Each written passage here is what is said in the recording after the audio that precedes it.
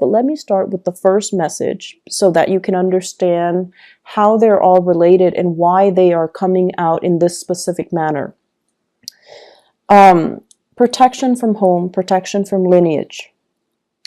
So the first thing that I'm hearing here is I feel like many of you come from humble beginnings, humble backgrounds, okay? And it's actually very honorable to come from humble beginnings, humble backgrounds. And I feel many of you have many siblings.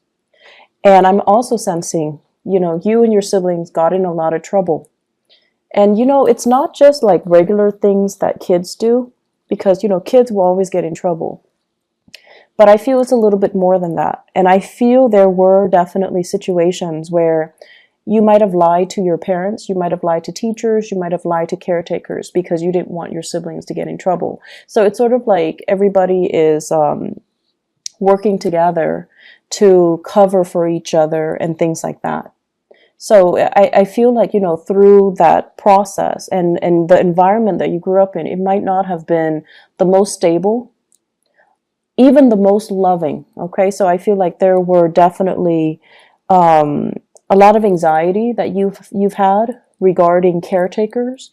There was a lot of anxiety that I'm feeling here. And what I mean here is that you felt the need to protect, either protecting your siblings or protecting yourself from some type of the environment that you were in. And so what I'm also sensing as well is, especially if you've behaved in a way where you got in trouble a lot, I feel like you had a lot of divine protection to kind of help you get out of those situations. And I also feel for many of you, it was a series of, getting into trouble. And you had divine protection to kind of get you out of those sticky, dicey situations. And what I'm sensing here is a lot of the times we have divine protection because we need it, because we're prone to either making bad decisions, or we're prone to being careless, or we're prone to losing our sense of direction or veering off track away from what our moral compass is telling us. So this is a month where you kind of need to realign yourself, and you kind of need to figure out, am I in danger of going astray? Am I in danger of overindulging? Am I in danger in any reason, like in any situation? Are there things that I need to be mindful about? Am I veering off track? Okay. So those are the main messages that is coming through to kind of guide you. And I'm also sensing as well, growing up, you might have had people that looked out for you, right? You might have had people that looked out for you. So they're saying here, protection from home, protection from lineage. And once again, it might have been siblings. It might have been people that you were really close to, that you consider to be family. But at the same time, it's like constantly getting each other out of trouble or looking out for each other can, in some situations, be enabling. So you want to be very careful about identifying, the fine line between enabling somebody and protecting somebody. So I see that concept coming in.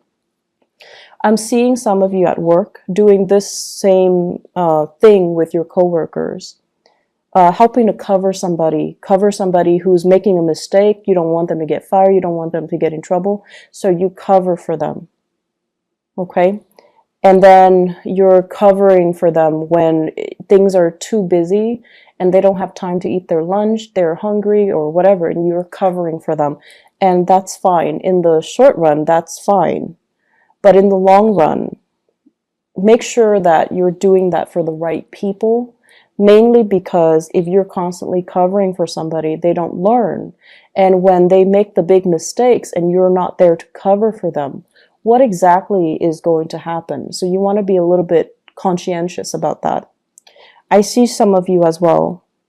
They're saying letting others feed. So I feel like that message denotes a lot of self-control, a lot of restraint from your end, which is really, really admirable. And I'm feeling many of you as well, you know, being caretaker, being in positions where it's almost like you have to make these difficult choices regarding, you know, do I sacrifice this at the expense of this? So it's like you're making these really tough calls, and it's like you're stuck between a rock and a hard place, and you don't flinch. You're making these really difficult decisions, and I feel like it can really, you know, for a different sign, it can really break them. But I feel like for you, you're so, in a way, unfeeling about it. Like you tried so hard to detach yourself emotionally from the decision making process that to you it's like, yes, it's a rock, between a rock and a hard place, but somebody's got to make this decision, or you know, somebody's got to do it. So I see you having to be put in positions where you are doing these things that it can feel very, very defeating, like making these really, really tough decisions. And I see a lot of you having to do this in the work front, and I feel as well, these are the honorable qualities about you that will thrust you into the limelight, and that can really help you professionally. The second message that is coming through here, they're saying no more frivolous acts, okay? So straighten things out. Make sure you're where you're supposed to go. Make sure you are in alignment with your moral compass more than anything. So I see this compass, and then it says like morality on it. And it's kind of, you know, when a compass needle, it oscillates or it fluctuates. It's almost like you're close, but you're a little bit off track. So they're telling you, you know, aim to be virtuous, aim to be righteous, aim to do the things that you know is right, aim to basically be guided and make decisions that are guided by your moral compass. So once again, the previous message about you having to make these really difficult calls, make sure that whatever you do, you are guided by your internal moral compass. The frivolous acts message, I honestly feel like it deals with overindulgence in sex and relationships. Okay? It deals with, are you truthful to the people that you love? Or are you being led astray by, you know, physical desires for fun, excitement, and just, you know, meaningless relationships? So that is a message that I really want to emphasize, because it's coming out very strongly. It's coming out across 3 cards here in this spread. And so they're saying as well, you know, frivolous acts and overindulging and doing things based on our baser desires rather than from spiritual enlightenment. So I do see a lot of drinking, spending, you know, all night drinking and then making bad decisions. I do see people with a lot of relationship partners. So I would really, really urge you, be careful about protection. Be careful about shielding yourself from, you know, negative energies. Be careful as well that you don't end up, you know, like drinking the night away and then waking up next to a stranger and not using protection. So, you know, things like that. And I'm not going to go into that in further. So just please be careful for this month. It is still Mercury retrograde until the 15th. I believe is the 15th. And it's a prime time for us to do things in a more reckless manner. And it's a prime time for us to make mistakes, okay? In order to even miscommunicate, misunderstand, and do things that we normally wouldn't do. So it's a good time for you to be extra careful if you are sleeping around, if you are, you know, running around, having multiple relationships and with people that you don't know very well. So just please be careful about that. All right. So try to steer yourself on the right path and whatever vows you make to your relationship partner, make sure you honor them. Make sure you honor them, okay? Um, the third message here deals with a pot of money, okay? So like it's basically a pot of money. And what I see here is I'm feeling for some of you, the work situation is going swimmingly well. It's going really, really well. Many of you are able to travel, are able to see the world, are able to save up quite a bit of money, are able to kind of, have the lifestyle that you want because of your financial situation. Things are going really well for you guys. Many of you are also business owners. And I feel like you might be an associate, or you might even have a business partner. And so the two of you, or the three of you, or, the group of you, you're accumulating quite a bit of money. And you're busy. You're really, really busy. It's like money is coming in faster than you can spend. But on top of that, you're so busy that you're not really spending it. So it's growing, it's accumulating, and it's just sitting there. So you're in a very, very good space financially. And I honestly would suggest you're sitting on money, try to diversify, try to invest. And I also feel that you might want to go into real estate. You might want to go into property management. You might want even think about, opening up a restaurant, opening up a venue, opening up something where I feel like there is a physical structure. So it could be like, property management. You're managing physical structure. Opening up like a restaurant where it's physically like in a structure. So doing something like that where things are stabilized, and I feel like that's going to be the right way to do things, okay? Investing here and there, it's a little bit too volatile right now, so you might want to rethink it. And so I feel like you're sitting on some money, and make it, like put it to good use. Make it work for you, make it grow for you. And even if you're just like, oh, but I have so little, start investment with like 500 at a time. So you might not have, the 10,000 that you're hoping for a down payment, or even to start investing. Start investing it in some way, somehow. Start early, okay? What I'm also feeling as well is some of you might have financial linkages with another person. So it's like shared pot of money. So it's shared between you and other people, possibly with a partner, like a relationship partner, or a business partner. And I feel like, things cannot, like you can't make the decision unilaterally without their consent or without their input. So you're trying to decide what to do with the money. And I'm also sensing some of you, it's just like sitting there. It's not really being utilized to its full potential. And I also feel like you and your partner, you're interested in accumulating it, but it just sits there. So try to invest, try to expand your business, try to figure out what to do with it so that it's just not sitting there losing value over time, okay? I see that happening, and I feel like you're better off doing something right now. And, it's funny because it is Mercury in retrograde, but I feel like, having these discussions so that you can start planning things out and start doing things, it's actually more favorable for you guys during this time. I'm also feeling as well, many of you have worked really, really hard for your financial situation to be really stable right now. So it wasn't just, handed to you on a silver platter. And I also feel because you've worked really, really hard, you're being quite conservative when it comes to your spending, being quite conservative when it comes to not taking risks with your money, which is also really good.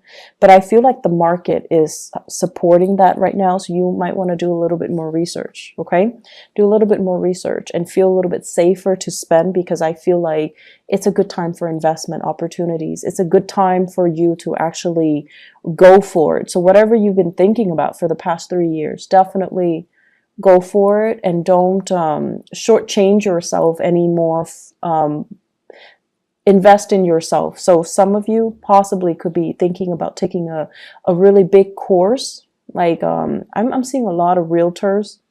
I'm also seeing people who are interested in like the hospitality and the restaurant types of businesses, where you might have to take like a course, you might have to take a training course, you might have to take an initial, course to do something, right? And you're just like, I don't know, it's a lot of money, like the enrollment fees are high, and you've been talking about it and mulling it over, but you're just like, I don't know if it's worth it. I don't know if I have the money right now.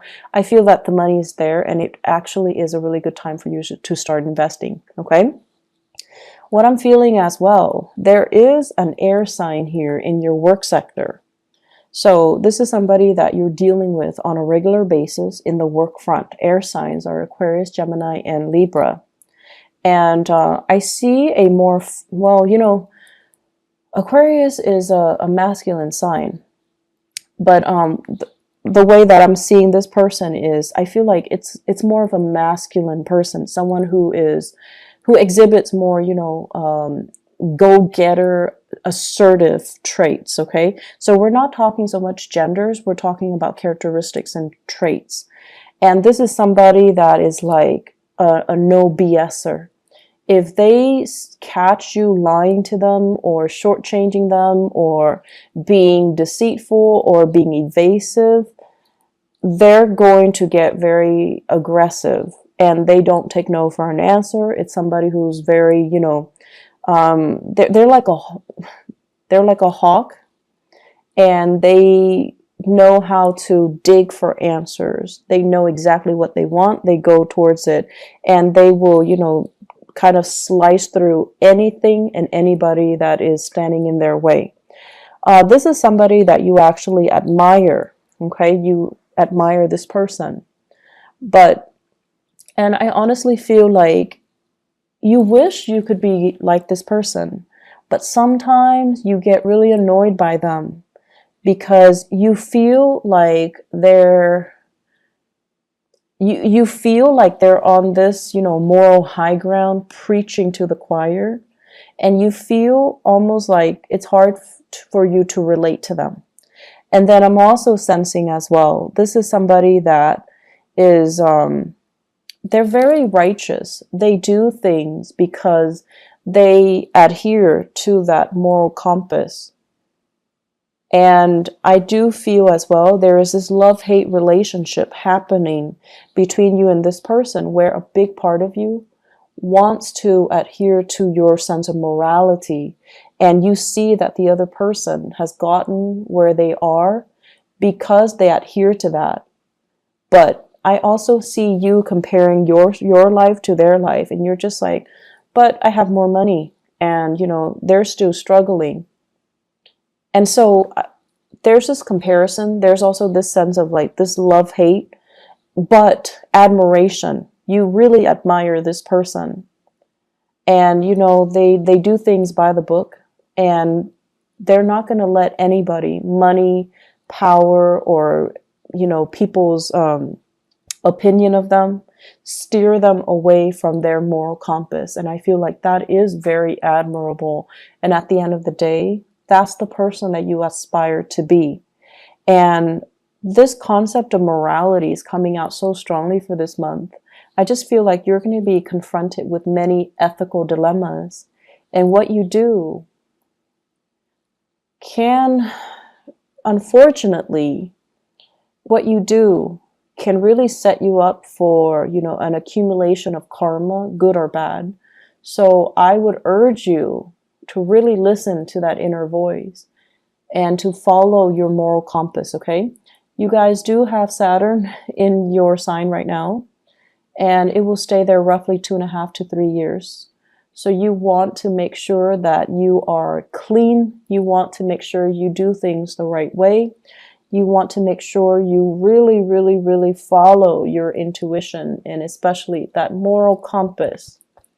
Okay, Saturn is a planet of karma. It is also a taskmaster. It teaches us things that we don't want to deal with. it forces us to confront some important life lessons. And so what you do for this month, and especially in a Mercury retrograde period, it just feels to me to be very karmic. Mercury in retrograde, when secrets come spilling out. So what you do for this month is actually very, very important. So listen to that inner voice. Do the right thing. And obviously, you know, that's not going to apply to everybody. And just make sure you know where you stand, make sure you know who you are, and make sure that you do things by the book, okay? I guess we're moving on here to the last message, Temple of Power. Temple of Power. So I like this imagery because what I'm seeing here is I see this island. It's kind of like a moat. It's surrounded by water. It's cut off, and you know there's a bridge leading to the moat, and there's a temple, a fortified structure. It looks like a temple that's built on top of it. And I see you patrolling, walking back and forth, patrolling the perimeter, and you're kind of looking out. And you know there's only one way in, right? Like there's only one bridge over the water to get to where you are, but you're like obsessively just patrolling the area, looking out, just making sure that, you know, you're counting all the money in your vaults. You're looking out to make sure that no one is coming in to steal things right from under you. So what this denotes to me is it's a fear of competition. It's a fear of losing everything that you've worked really, really hard to get at, okay? And many of you, you guys are really, really hard workers. You guys work tirelessly to go after what you want. And I also feel as well, there's this sense that you really, really push yourself. And coupled with the first message about humble beginnings as well, you've gotten where you are today, mainly because I feel for many of you, you've had to make a lot of sacrifices. You had to make a lot of tough decisions. Oftentimes, they might not have been in alignment with your moral values, but you had to do them because you had to build this temple of power. And it's not just about the money, it's about challenging yourself. It's not just about, you know, I want to be successful and I want to be a millionaire or billionaire. No, it's more about challenging yourself. It's about, you know, climbing that mountain. It's about putting yourself in difficult situations to know who you are and to know what you're capable of. So you're at this point right now where you are at the peak of your professional development. So people respect you, people hold you in reverence, and people really, really admire you, and they come to you for your expertise. So you're in a really, really good place where you have a lot of respect from other people.